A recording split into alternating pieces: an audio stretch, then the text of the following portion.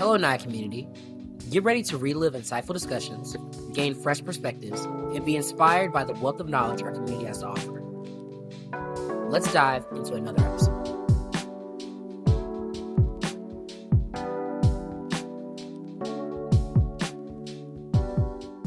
Good morning and good afternoon, everyone, and happy Black History Month. Every year, I feel compelled to remind myself and all of us that Black history is American history is world history, and the history of the world belongs to all of us. When Dr. Carter G. Woodson created Negro History Week 100 years ago this month, he sought to make visible the untold contributions of Black Americans, unsung heroes whose contributions to arts and sciences, medicine and technology, politics, everyday household items would have otherwise remained invisible. I wonder if he could have imagined that Black History Month would grow into a global celebration, uplifting the African diaspora in the US, the UK, the Netherlands, Ireland, Canada, Germany, Brazil, Panama, and many other nations. Today, we also celebrate Insurance Careers Month, a global celebration of the people and purpose that power our industry and a grassroots initiative to attract and develop future-ready talent, which aligns with the first outcome of our Vision 2030 strategic plan to make insurance and risk management a career of choice for Blacks and African Americans. As Akili said, we're thrilled to have you here for what promises to be a powerful session focused on helping you tell your story, elevate your presence, and confidently position yourself for leadership opportunities. At NAAIA, our mission is to create spaces that foster collaboration, professional growth, and representation across the industry. The Advancing Inclusion webinar series was designed to empower Black and African American professionals and our ally members not only to thrive in their roles, but to prepare for the next level with intention and clarity and confidence. The art of the interview focuses on how preparation creates opportunity. We'll explore how to share your career story, frame your experiences as strengths, and communicate with real authority and confidence, because the ability to tell your story well is often what separates good candidates from great ones. Our distinguished panelist of talent acquisition and human resources pros will share insights on how to turn past achievements into powerful narratives, translate your transferable skills into leadership value, and approach interviews as opportunities to lead the conversation, not just answer questions. More than that, they'll share from their own experiences as candidates in the interview process, and their perspectives from both sides will be insightful to us all. You'll leave today with a better sense of how to share your story while exploring your next career move. Now, it's my pleasure to introduce our moderator for today's conversation, Ashley White, NAAIA National Chief of Staff to the CEO, who will guide us through today's conversation on mastering the art and power of the interview. Ashley, all yours. Omari, thank you so much for the introduction. And again, welcome everyone to our Insurance Careers Month webinar. We are here today in Black History Month. We just celebrated Ash Wednesday and Ramadan as well. And so if you observe any of those, welcome to, we are so happy to see you here today, but also welcome to our space. As I bring up our panelists today, we thought that we'd try something a little different today for Careers Month. As we know that the current macro environment is a lot of people are in different spaces. Some folks may be students joining us looking for guidance for entry into our industry. Some folks may have just been impacted by a reduction in force, or others may be looking for a lateral or promotion inside of that space. And so as we think about the careers and the journeys inside of the industry, we thought bringing in some HR professionals to help us have some of those conversations to help our members navigate our environment would be really important for you all. So first up, I'm bringing out Quiana White, who works in talent acquisition with Brown and Brown. We'll also be joined by Shay Bell, who's an HR VP for Symetra, and then Stéphanie Joseph, who works in talent acquisition, in particular university relations with Marsh. Ladies, thank you so much for joining me today. Thank you. Thank you. Welcome, welcome. All right. So as we get started, we'll just go first as just a part of the system. I'll be calling your names directly when I'm directing a question to you, just so you know who should be answering at one point in time, or leaving it as a popcorn style for you to answer. And so to get started, I'd love for you all to just briefly share your career journey and how your passion for people really landed you inside of these HR spaces. So, Kiana, could you start with that question, please? Yeah, definitely, definitely. Thank you so much for having me today. I am actually a career changer, right? So that is where my passion lies. It's working with career changers. I believe that insurance is for everyone. But I moved to Florida to work in hospitality like everyone else. Worked in the events and hospitality space, got burned out, and then moved to higher education. Thought that I would never leave working with students, loved admissions, loved sales. And so that's where kind of my people skills really developed. At any time, had 600 students under my belt, different programs, working with students late night, making sure that they actually graduate so that they can have a career. That translated all over to this HR space, right? Those skills were easily transferable when I wanted to step into recruitment without losing who I was in the process. If someone would have told me when I was graduating from college that I would be in HR, I would probably laugh at them and say no, because I am an introvert, but I'm actually not. I'm an extrovert. I like to party. I like to be kind of in public. So that's my journey. So yeah. Yeah, and thank you for that for your journey. But there are a couple of things that you noted there. One, you talked about transferable skills, as particular into the insurance industry. We will dive deeper into that later. But it's one of the things that I wanted to call out for this particular group as we think about how to leverage HR in your transitions. And the second thing was career movement, whether inside of the industry or you exit the industry. We definitely want to make sure that we continue to invest in the talent of our membership here at NAAIA. Shay, would you like to go next? I do want to go next. So, my story started in retail actually while I was in undergrad. I got my bachelor's in business administration. I had a specialization in finance originally. I took accounting 101, I want to say, and I said, this is extremely boring, and I love people too much to just kind of sit in my little bubble and stay to myself. My HR experience came in where my mom has actually been in HR for about 20 years. She's retired now, and so I ended up changing my specialization in undergrad to HR management. And so I started my HR career at Enterprise Corporate Office as a payroll coordinator. From then on, I went on to join, a few other companies in retail, hospitality, now in the insurance industry as an HR assistant, HR generalist, currently now an HR business partner.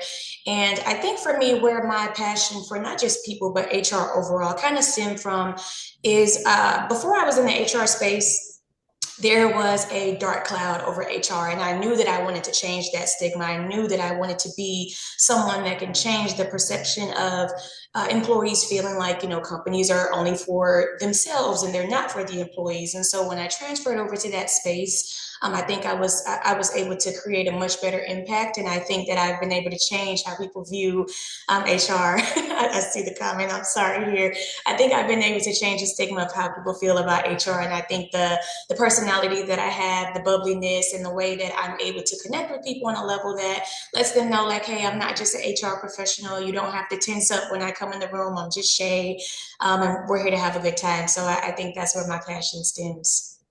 All right, Shay, thank you so much for that. I know that energy is really important as people come to you to help them with their careers and navigating what's next. So greatly appreciate you remaining human and human resources in that space. And last but not least, Stephanie. Yeah, so I actually picked HR as my major. It was more so what can I do that I won't dislike process more than what I'm passionate about.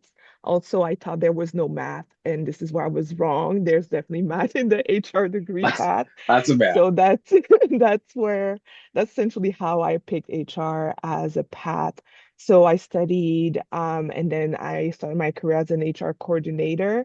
I knew then that it would be a good learning experience for me, but as back office. I didn't get to really interact with people unless there was an issue, which, can be a bit like dampening on your day to day when you're always dealing with conflicts versus helping people in like growing, if that makes sense. So when Marsh approached me for this opportunity, I jumped at it. I had recruiting class in school. I was like, yeah, this seems cool. I like to interview and chat with people.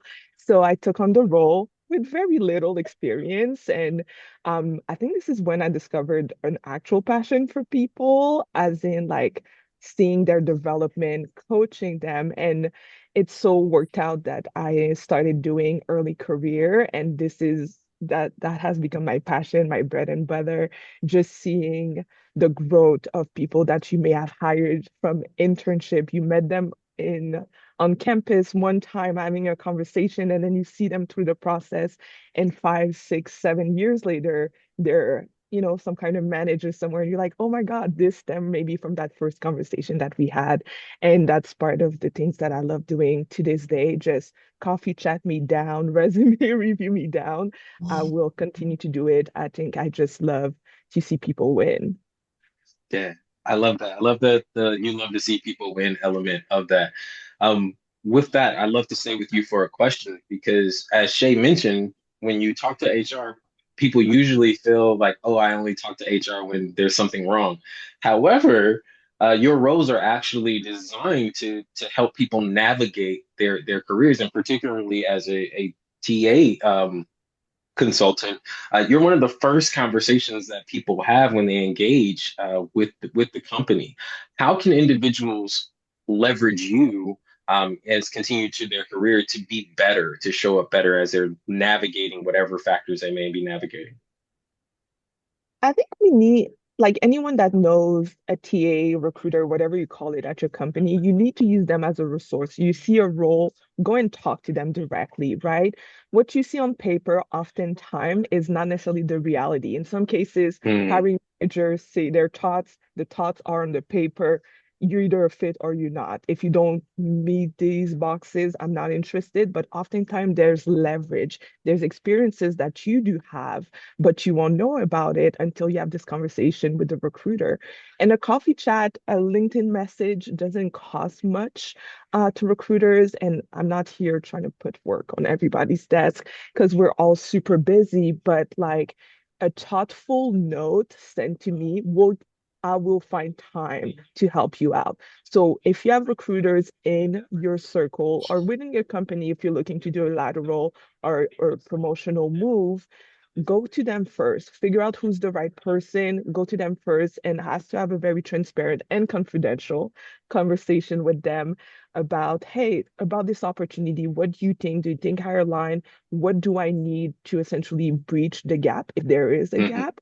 What is mhm. the manager looking for? And then continue building your network outside of TA, right? And oftentimes your recruiter can tell you who's the next best person to talk to before either you apply or maybe before you even really consider this opportunity, somebody that's within a similar team or set team that can have a coffee chat with you. Yeah, I think that's an amazing idea. One, it helps you understand sort of the lay of the land, what's not in the job description, the things that are not there that you may have transferable skills, as we talked about, that would help you in that conversation. So those are wonderful notes. Shay, I'm going to come to you because you have a little different role in HR when it comes to folks leveraging you for support. Same question. How can folks use you when they're thinking about their career journey or whether it's a lateral or a promotion inside of a company? Yeah, so I would say the way that I would want employees to utilize me is to really just lean into who they are and not just the experience that they have. And I say that because that is something that has greatly helped me to get to where I am today. And I think that that's something that people don't really lean into as much as they could because from the perspective of like a TA, they see the resumes and they see the experience and they see that you check this box and you have this credential and you have this certification. And so what I want employees to do is lean into who you are as a person and what can you bring to the table that no one else is able to bring. So anyone can have an HR degree, anyone can have an HR certification, anyone can, take on this experience or this project or this initiative, but who are you as a person and what is something that is specific to you? How can we lean into your skill set and how can we lean into who you are as a person and how that translates to the role? How can we lean into the impact that you can create and how can we lean into your ability to take that role and take the reins and make it into something much more than what you see on paper? And so when I partner with managers, when I partner with people leaders, that's something that I want to focus on because there's a lot of focus on just the education and the experience and things that are on paper, the resume. But there's not a lot of focus on the character development. There's not a lot of focus on the mindset and your ability to be innovative, your ability to be proactive and not reactive. And so looking at the skill set and looking at who you are as an individual is something that's going to catapult your career, is something that's going to land you far more roles because you stand out from the tons of resumes that AI is probably scanning all of these, different keywords and buzzwords, but being able to set yourself apart based off who you are as a person, the skill set and the knowledge that you have, your capabilities. I think that that's a lot of the ways that I like to partner with employees and that I encourage employees to kind of dive a little bit further into because I think that there's a heavy focus on the tangible aspects of how you can grow your career, but there's a lot of fear, there's a lot of your heart that I think can get you a lot further that I don't think people really lean into. And so that's something that I like to bring out in people. I think that's really important. We were just talking in another conversation about people's ability to learn versus like coming in with those skill set. I prefer to have an associate with a very high authentic character and integrity that I can give the skills to do most jobs versus you have high skill, but I like your character is a little shaky for me. It really helps in those conversations to be able to articulate those things and tell your story about how you tackle problems is something we can dive into a little deeper. So thank you for that. Quiana, I also wanted to give you time to answer this question too. If you had anything to add, those are two great answers, and so we can move on if you have something you wanted to add. If not, all good. I was going to say ditto and ditto.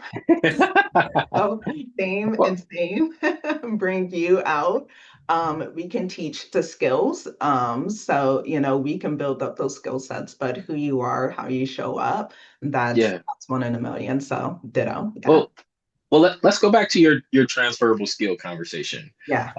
What it you had a bunch of transferable skills that you brought into this particular industry. You had to interview and showcase those things or have those conversations because you would have been new to role in your example.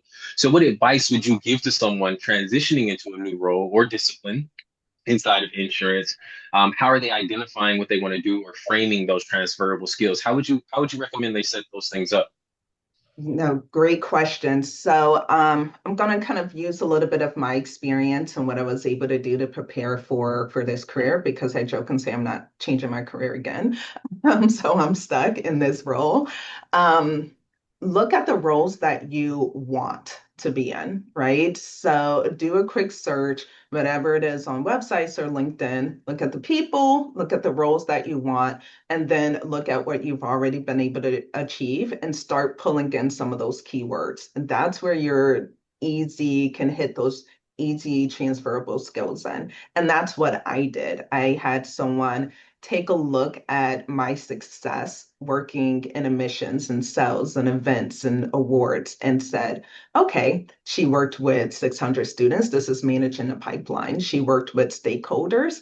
This is how she was able to get students across the finish line to graduate with their master's degree.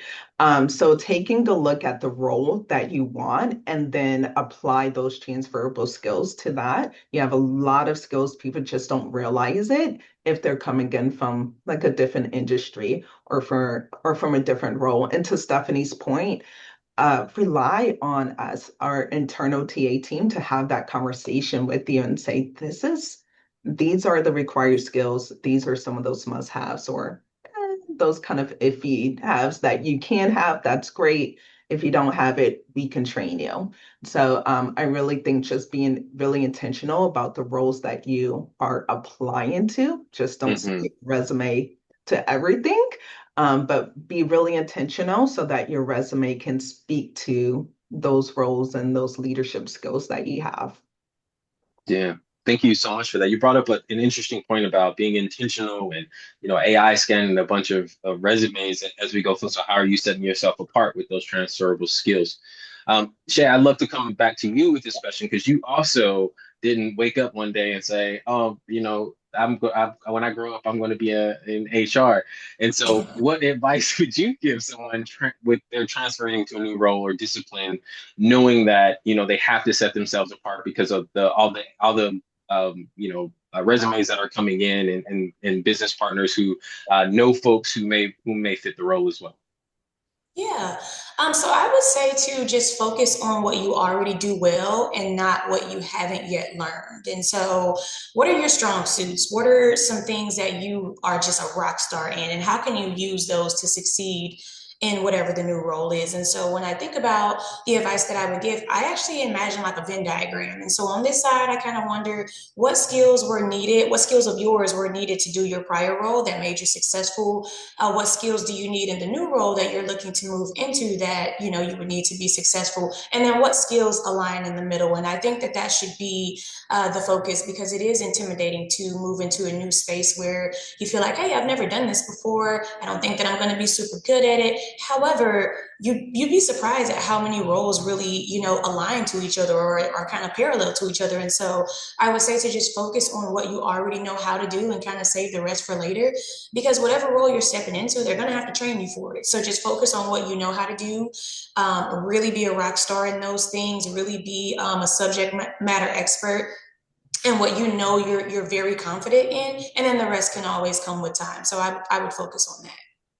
Great answer. I really enjoyed that thought, especially the Venn diagram and how you may find that you have a lot more in common with this role than you just saw in the job description. And so knowing what you do well and how to tell that story, and then also being clear about your opportunities and how you can address those things or willingness to learn those things, as you mentioned before, would be great. Stephanie, any thoughts with that question too about folks identifying or framing transferable skills? Yeah, absolutely. At first, Dito, I think both Kiana and Shay explained this well, but I think oftentimes we get stuck on like what is in front of us and we don't reflect enough on what we've done. So one thing I will tell people to do, and that's something I started to do after my last manager brought it up to me, keep track of every single experiences that you've had, project that you've worked on, the impact that you've had. That will help you identify if you already have that skill set. We stay forgetting about, hey, you actually were a project lead 3 years ago on this massive implementation, but because we're so busy, so in our head, everything is so competitive and fast, then you forget about that. You're like, oh, you know what? I don't have that. I've never used this system. I don't even know what it means. Meanwhile, you've done it. You've done it probably for an extended period. You just forgot about it because so much has happened in those 3 years. So keep track of everything. It doesn't need to be super extensive. If you're like one of those accounting people, it might be an Excel spreadsheet, it might be a formal tool. If you have an iPhone, could be your notes, whatever it is, keep track of all your successes, the learning that you've done. And successes doesn't mean that you've won something or something fully happened. It just means that you've learned something through the process. So keep track of this. And then to Shay's point, you realize that you have a lot more in common with said role than you would think. Definitely. All great stuff. I have a bunch of post-it notes that I track that I would want to. I'm not, I do not have a bunch of spreadsheets that are color coded and all this. I'm a post-it note kid. So I track everything that I do on post-it notes that I use for annuals, for example. Let's move on. Now that you've given us a little more your personal philosophies and how you show up and how that applies to your work and coaching those who you are responsible for. One of the things I wanted us to get to was is sort of some common mistakes that candidates may make when they're describing their experience. So we talked about how you track your experience, you have you have new opportunities or transferable skills. But what are some of the mistakes that you may hear when candidates are sort of describing their strategic impact, so to speak, that just kind of just like, oh, I wish they would have done something else, for example. Kiana, I'll start with you. Yeah. A lot of mistakes that I often see in my conversations or have in my conversations are candidates are so used to just listing the task and not the impact. We Mm, talk about the STAR method all the time. When I go out to local colleges and speak to students about getting ready for interviews, I also tell them to have a toolkit, right? So, a few examples that you can use for any type of question that may pop up, right? But going back to the STAR method, it requires you to be very strategic about your answer. And so if you're just listing your task, but not the impact, not the what has changed in it because you've been able to achieve this, what you've learned from that, then there's a piece of the story missing. Someone like me, I will ask you to dig in deeper and I will say, well, tell me more about that. mhm, mhm. But if I'm not the hiring leader, they may move on from that and feel like they're missing a piece. So always think about kind of that STAR method, have a few different stories that you can use for different questions that may pop up, but always remember to think about the impact and not just the task at hand. Think about the numbers. Think about how long it took you to get to this point. Mhm. Don't be afraid to bring up and mention other people that you worked with and kind of in that team environment too. So kind of showcase all of that. Yeah, impact is very important, especially as you move up the ladder to show folks how you can achieve a goal or the strategy that you're able to do, not just being a doer, but how you got there. Stephanie, I'll come back to you with the same question. Mistakes candidates make when they're describing sort of their experience.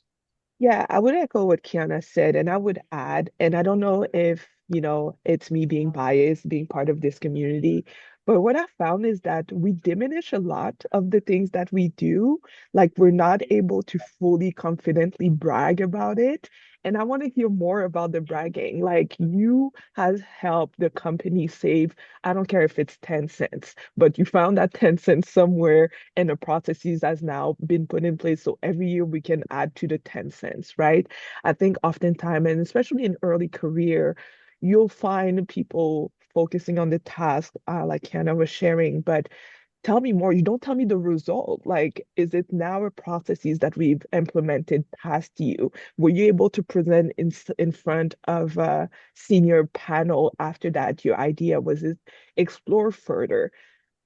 If I was to just go back and say, brag about your accomplishment. Now, don't overdo it because if somebody is actually an expert in the field and they start calling out certain things that you should know, then you're in trouble. But like you should be comfortable with your accomplishment. You should know your accomplishment A through Z, comfortable with them and comfortable confidently saying, this is what I achieved. This is because of me. So if we can do this more, I think that's like part of the battle that will get us ultimately to the finish line. Great, Steph. I'm gonna stay with you on that one because you brought up an interesting point that that's when you're in front of those senior decision makers or you're moving up that hierarchy and you they want to see confidence, right? They want to understand that you are capable and you have results and you can do the work and understand the work.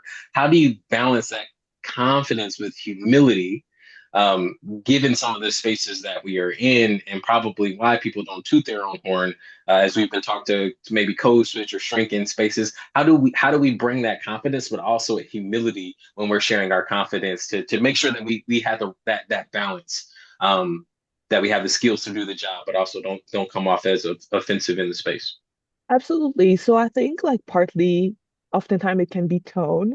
Now, some people will always have a problem with what you say, with how you're perceived, so it doesn't matter. But if somebody is fair to you, tone can be part of it. If you're saying I, and nobody else throughout the story, unless it's your own company and you literally build it from scratch, there's somebody else that helped you.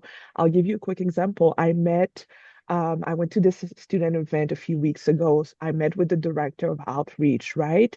And I was speaking with her, and she's like, yeah, my team and I helped secure 30,000. I'm like, hold on, are you not director of outreach for employers? She's like, yes. So you're the one emailing all of us, like asking us Hmm. for money, pitching your student club. She's like, yes. So I'm like, you're the one doing that. I want you to stop essentially saying my team and I. You can say, yes, as director of outreach, it is my responsibility and I've achieved securing 30,000 for 2026. With the support of my team, who is X, Y, and Z, we were able to deliver on these outcomes, right? You see the difference between saying, hey, I've secured like 30,000, that's my job, so that's what I do, versus like her being able to still incorporate the fact that she's not alone working in this, but she ultimately is the one leading this. So her team can have quote unquote jobs, if that makes sense. Right. That's Stephanie. Thank you for that example. I seen in the chat there was sort of a one up of like imposter syndrome, and so how to combat that, or even not to shrink into the spaces. Know what you've done and know how to tell that Yes. story with the outcomes, and that is a wonderful way for you to combat those feelings that you may be going through. For us to do so, excellent example. I mean, you even gave us a perfect example of how to word it for those who are listening who may be struggling with that. But also, if you're not struggling with that, how to balance what you've done with your team to showcase that I heard leadership skills, I heard collaboration, I heard all of the things that you need at the next level from entry in those particular spaces. Shay, I'll come to you with that as well. When it comes to confidence, how do we making sure we're balancing showcasing our work without coming off as seemingly as like cocky, so to speak? Yeah, so I would say we can do so by showcasing a few things. So, adaptability, I think of transparency, I think of accountability, speaking in detail about the challenges you faced and how you overcame those challenges. Also, speaking about your successes as well. And between your challenges and your successes, how did those factors shape you as a person? Like what did you learn from those experiences? And even if there was an impact to the department, the company, speak about those things. And I know that partnering with senior decision makers myself or senior leaders, I know that they care a lot about character development and growth opportunity just as much as the ability for a employee or a candidate to do the job. So I think that it's important to kind of touch on both. And I think that that's the way that people are able to kind of touch on those and include that confidence. So I would say that. I love that. Your opportunities are your failures. How you talk about those really say a lot, especially in the interview process or identifying talent.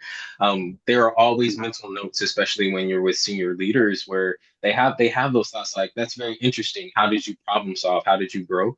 And I think as you mentioned, like people may reduce the importance of being able to speak through how they work through a lesson or opportunity. And so that was an excellent point.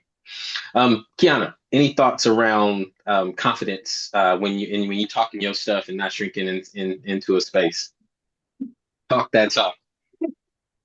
Yes, I believe in being confident, not cocky kind of situation too. So just to echo Stephanie and Shay's point, know what you've been able to succeed in, kind of bring that fully out, watch kind of your tone and how you're speaking, but be proud of yourself, be proud of yourself, right? Mm, The comment made about imposter syndrome, it is real, especially when you step into spaces that may not historically been there for you, or it doesn't look like you kind of belong in that space, right? So be confident in the success that you have, what you can bring to the team, and show that and bring that in. And to everyone's point, just talk about those success. And there's a way in which you can balance it, bringing the whole story in, mm. without you being, yeah, I know what I'm doing. I know what I'm Yeah. doing. There's a method to that madness to get to that point too, so that people can feel confident and then not challenge you too. So yeah. Yeah, and one more time for the people in the back.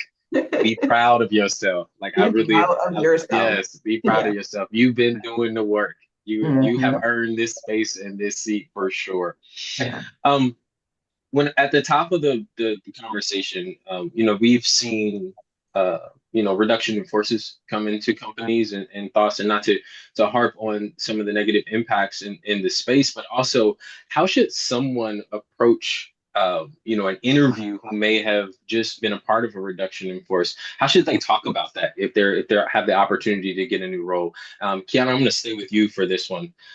Is that how when you're walking into the space, and is how do they make sure that it doesn't come off as seen as they're not necessarily expendable, for example, that they have value? How do they have those conversations with you all? Yeah, definitely, definitely. So within the initial interview phase with me, if I have a candidate and they've been impacted, the best way that they can, confidently tell their story is saying, hey, this is what has happened to the company. My performance reviews have always looked like this. Go back to your success stories, right? So we understand these things happen, right? Mm, And these things happen no matter the industry circumstance or anything like that. But during your time at this organization, whether it's for 6 months or for 6 years, once again, what were some of those skills that you gained in your variety of roles? What did that success look like for you? And what hmm you've learned. And I believe in grounding yourself. So breathe, right? Breathe, it will be okay, kind of a situation. That's how I look at it. I bring a lot of humanity into my interviews, right? We hmm will figure this out, even if it's not the right role for you at this time.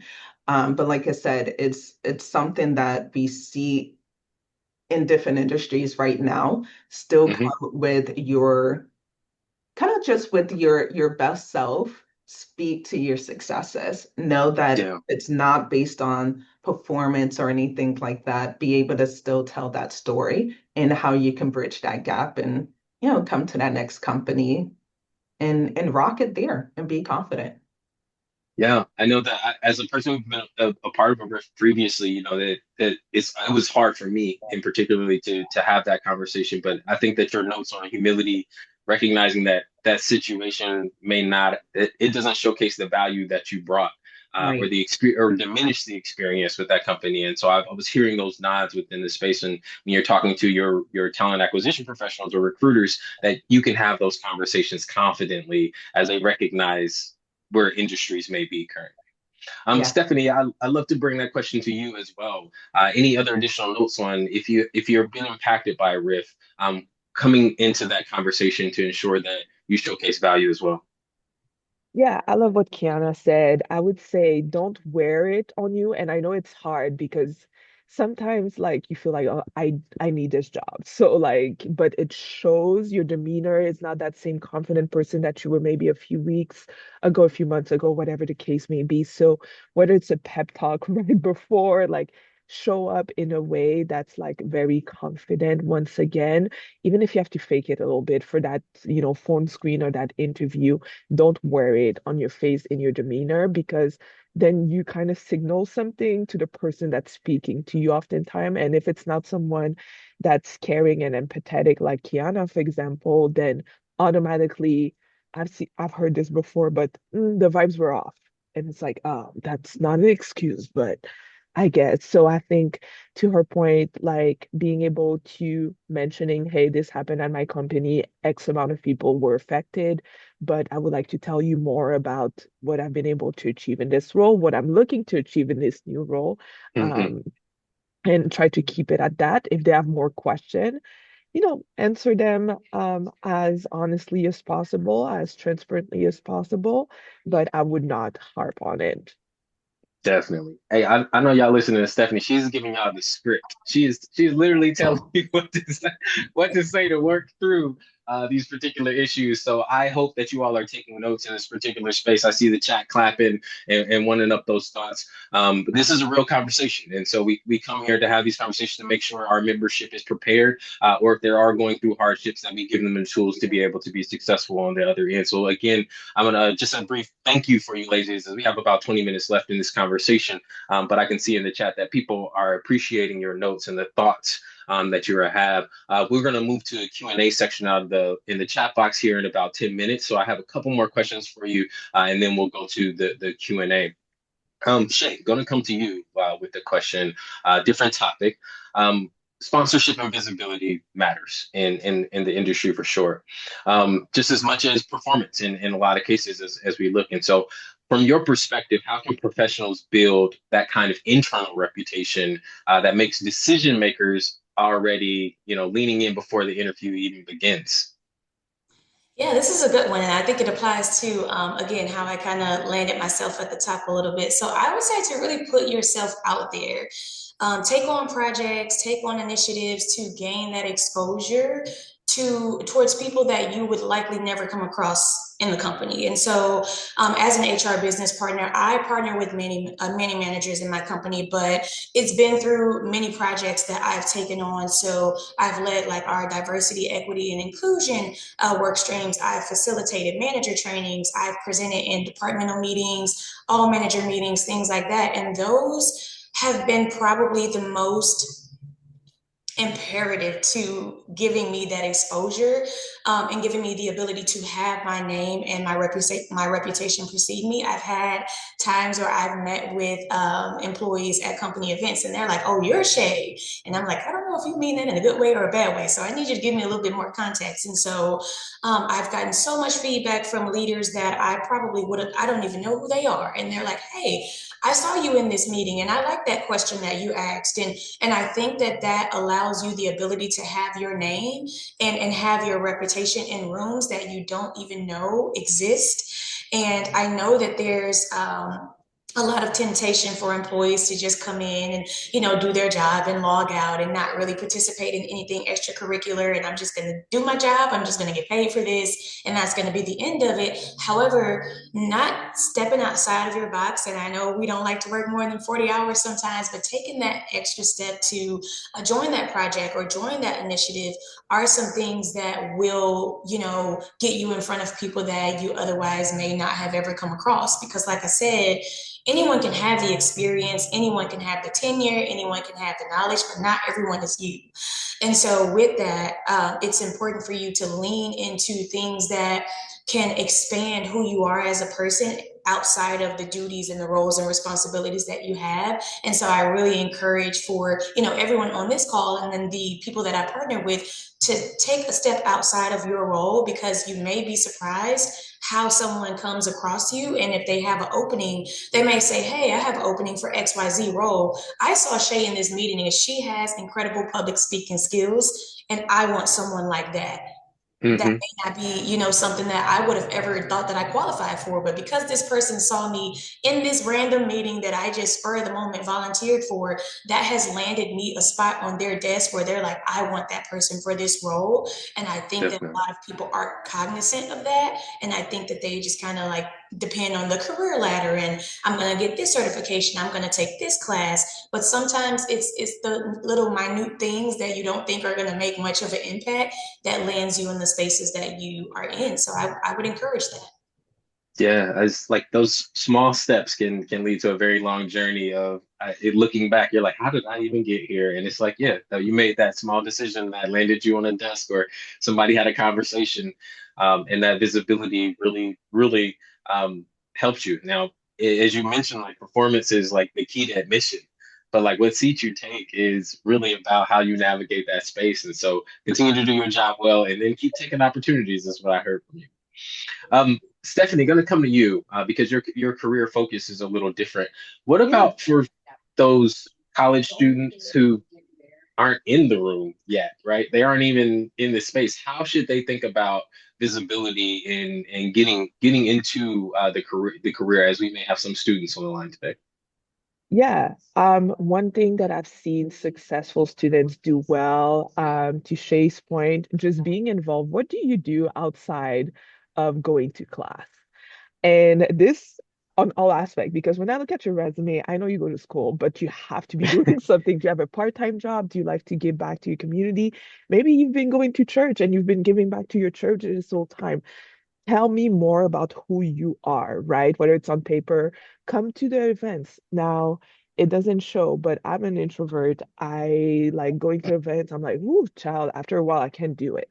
However, I know that I don't need to be obnoxious about it. I can just go, just be myself. I encourage people that are not extrovert, go with no expectation, but at least make it that you go and talk to somebody, because you don't know what that conversation, where it's going to lead you. You don't know what you're going to learn. You don't know what this person's going to think about you. Maybe they find a new liking into you, and all of a sudden you have a mentor.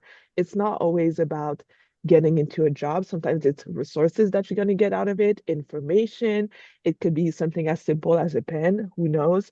But you're going to get experience from it. So being out there, putting yourself out there, but also, if you're a bit more eager, because some of them will be, reach out to people. I can't remember if it was Shay or Quiana that was saying that, but like look at the job and the people doing it. Reach out to Hmm. people that you feel like you want to work for their company. Now, you don't necessarily go to the CEO right there, unless you feel that confident. But a nice note, reach out to someone who is in the underwriting program you're interested in, or the brokers program Definitely. that you're interested in, and be like, can I connect with you? Because that way so many times people have come to me, whether it's early career colleagues or senior leaders. Hey, they reach out to me on LinkedIn. I love the initiative. How can we get them to speak with whoever? And then Yeah. whoever could be me, it could be another senior leader, it could be the person that ultimately they will report to. Yeah, thank you so much. That's great advice if we have any students, or if you are part of have any mentees that are currently there, to continue to help them to advocate for their spaces. We know we're continuing to try to bring new leaders in and build for the future, and to make the insurance industry more inclusive.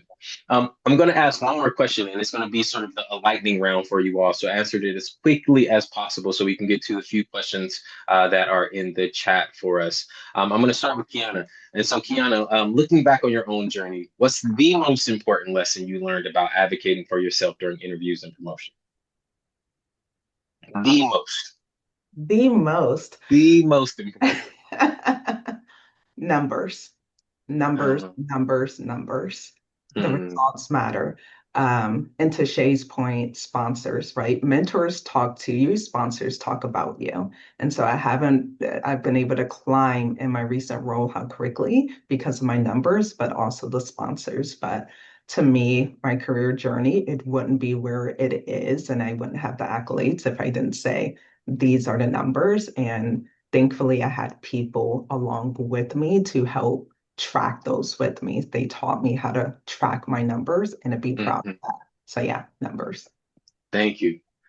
Shay, most important lesson you learned. I think this has been a theme amongst a lot of my answers, but I can be me unauthentically. And I think that professionally, of course, but I can be me. I think as a Black woman and in the Black community overall, I think we're well versed in code switching and the unspoken need of feeling like we need to show up as someone that's not our true selves. And I think that I've really leaned into my personality, my humor, being an extrovert, and my ability to connect with people in a way that makes me confident that any company would be lucky to have me, because I know the value that I bring because of who I am and not the degree or the experience I have, because anyone can have that, but not anyone is going to be me. So that would be my biggest lesson. Thank you for that. Last but not least, Stephanie, you can give us your most important lesson about advocating for yourself. Yeah, I would echo, I think, both of them. Being myself, unfortunately, it's not something I can really hide well. Second, my achievement, like be able to confidently speak about your experiences, so they can get somewhat of a snapshot of who I am and who I would be Mhm. within certain organization. I love it. Thank you, ladies, for going through this particular exercise with me and allowing me to help guide the conversation. We're going to go into our Q&A box now, where we have a few comments. Hopefully, we get some more through there. I've seen some run through the chat, and so if you had a question, please drop it in the Q&A so we can make sure that it stays visible. So we can make sure.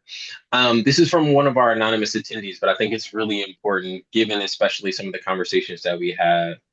This person asked for advice for speaking on a 6-month gap in your resume.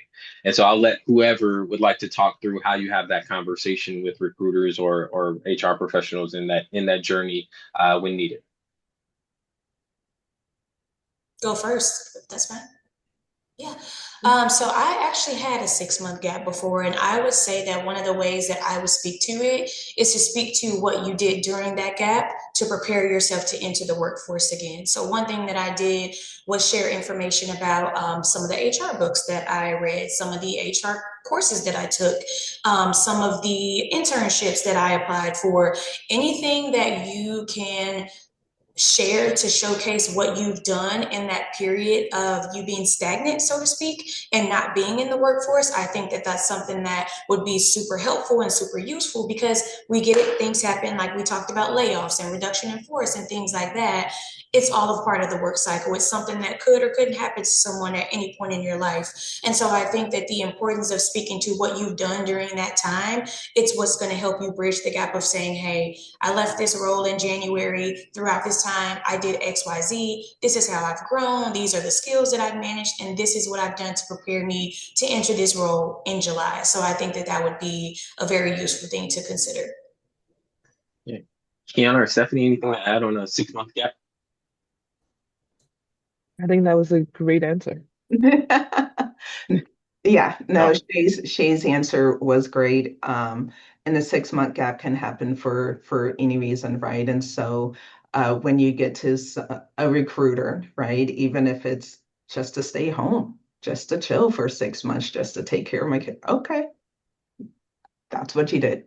Mhm. And we move on to the next thing, right? It's like I said, a lot of us operate as recruiters in the HR with a little bit more of that humanity that people don't think we have. So we get it. We can tell your story the right way in order for it to get to the right leaders. So allow us to tell that story for you. Okay, good thoughts. Gonna ask a quick question right here because I know this is on everybody's mind. If you have been in the job market forever, do cover letters make a difference in the hiring process? Are y'all reading them? Are we just loading them up for fun? What are we doing? What are we doing?